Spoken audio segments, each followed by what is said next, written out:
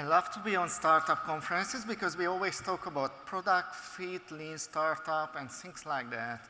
And I believe startups should talk first about people, or maybe after getting the first money. So let me talk about people, and let me talk about the person I really know, I hope, about myself. When I was 24, I used to be a talented young person. I was really talented. What does it mean?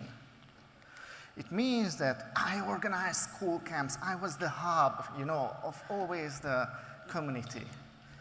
I was a leader, a natural leader of the school. I was smart, sharp, or at least this is what I felt. I had good grades. I really had good grades at the university, but without having any big effort.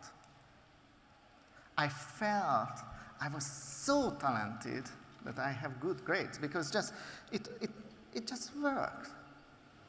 I never had any big decision in my life, and I never had more than one direction. I married at 24, as I said. I was a successful, young, talented, sharp leader. There is a problem with the talented people, and this is what I call the tragedy of talented people. The tragedy of talented people is that their performance is dropping by time. At the beginning, it's easy. It's really easy. You just do. You don't think. Everything just works smoothly, and then something happens. At 25, somebody asked me, Peter, what are you really good at it? That was the beginning of my long life crisis, because I didn't know, because everything worked just so smoothly. So at this point, you have two options. When the first struggle hits, when the first crisis comes, either your performance, your company is declining, or you accept that you are just not talented at all, and you are like other people in the room. And you start stretching. You step out of your comfort zone. So I had a slightly crazy idea. I divorced at 25. I think that was my first decision I made in my life, or maybe it was not me who made the decision. I left a cool job, but basically I was lost. I didn't know what happened with me. To practice growth, you need slightly crazy idea, and slightly is important. If you are really crazy, nobody will get it. If you have a slightly crazy idea, just like Prezi was in 2007 or 2008, then you might achieve something. So I used to be a university teacher that time. That was my website, a real hardcore scientist. I met a guy, Adam, who is a designer, an architect, who never built any useful buildings, but art like this. And then we met Peter Arvai, our CEO and third co-founder, who didn't know too much about presentations. So we three decided to go after Microsoft, Google, Apple, from Hungary with this accent, from Budapest, and we say we change how people share ideas and how people present. We change 20 years of habit. It's a slightly crazy idea, or at least this is what my mom said. So this is from 2009. We organized this party, and my colleagues thought it's a good idea that they surprise me with this skydiving. What is my point? Stretching out of your comfort zone is like being on the plane. There's 2 miles, 3 miles. you don't think it's a good idea. You are really, and this guy is enjoying. He's saying, oh, just do it, take risk, and things like that, what people on startup conferences are saying. But it's really, what? No, I won't do it. And then you do it, and then maybe you enjoy, but maybe. So, here is the science behind what I'm talking about. The science is, which is called mindset, and it's coming from Carol Dweck, university professor at Stanford, so it might be right. This is the book you all know, I hope.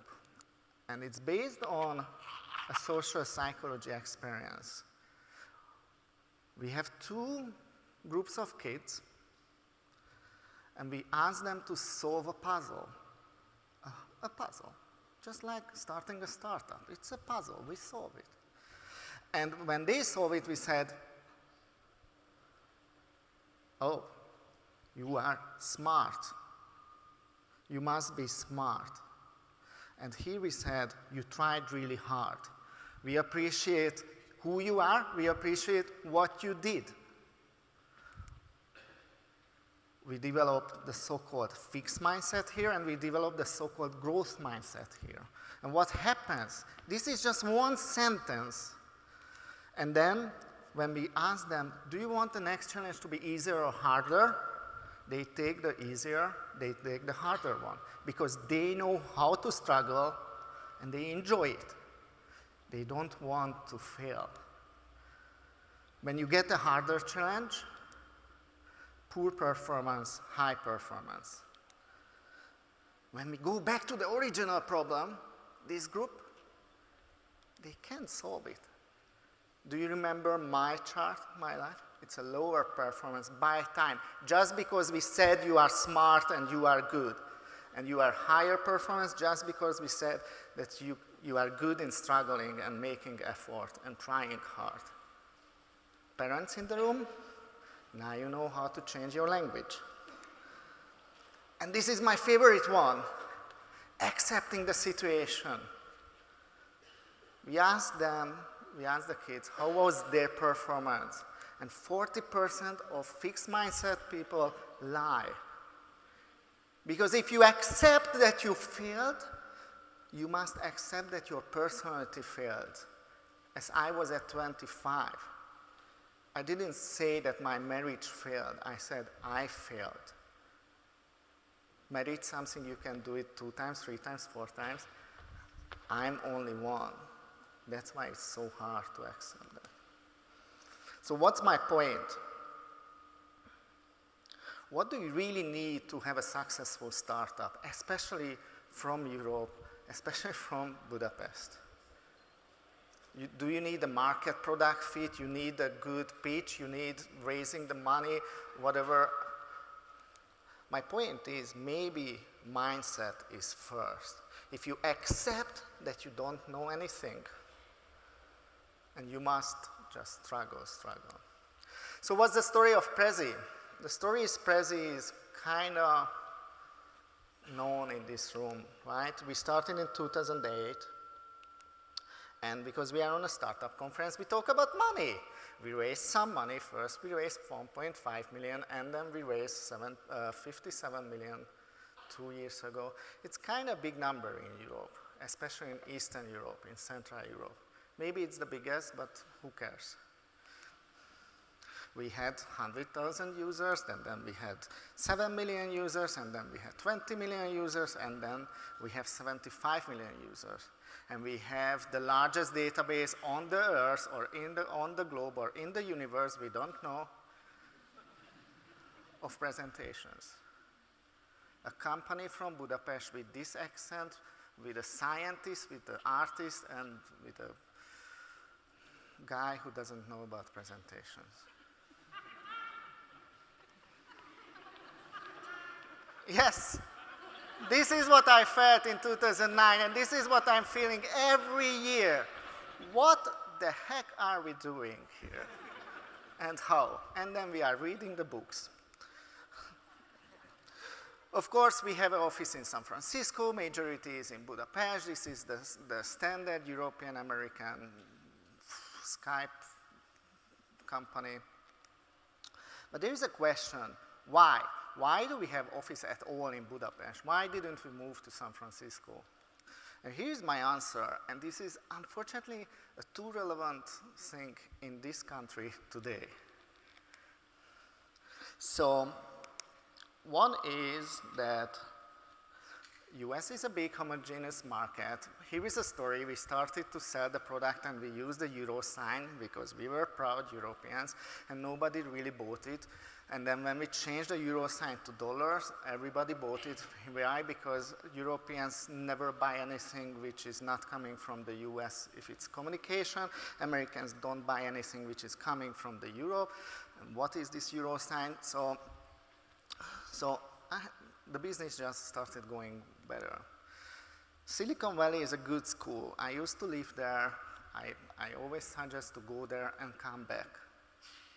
You can learn the mindset there, you can learn the trick, and there are amazing conferences like this. They are coming here and we can learn. What is more important about Budapest, I have what I call the extra sense of purpose, because we as Prezi, I'm from Hungary, I'm from Budapest, I care about that country, maybe too much, sometimes, if I have this government, I feel, or when. But people there, I feel, they have an extra sense of purpose, because in a country like Budapest or Hungary, you can have a big impact on a country by having a successful global company.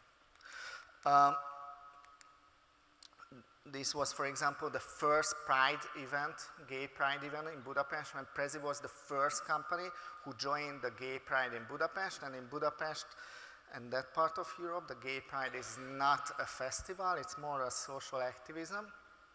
And since then, in the last 3 years, more than 800 companies joined Prezi, and we celebrate the gay Pride together. This is something we can have if we have a successful global business and we act locally. And of course, it's easier to hire in Europe, especially in Budapest. There is no visa problem. You don't have the visa problem yet, but it depends. It's good for me if you have more visa problem.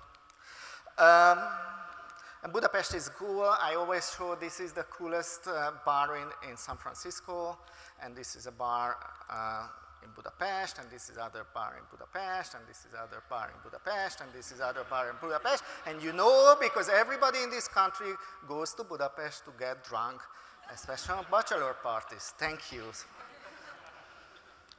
So what's my point? Here is my point.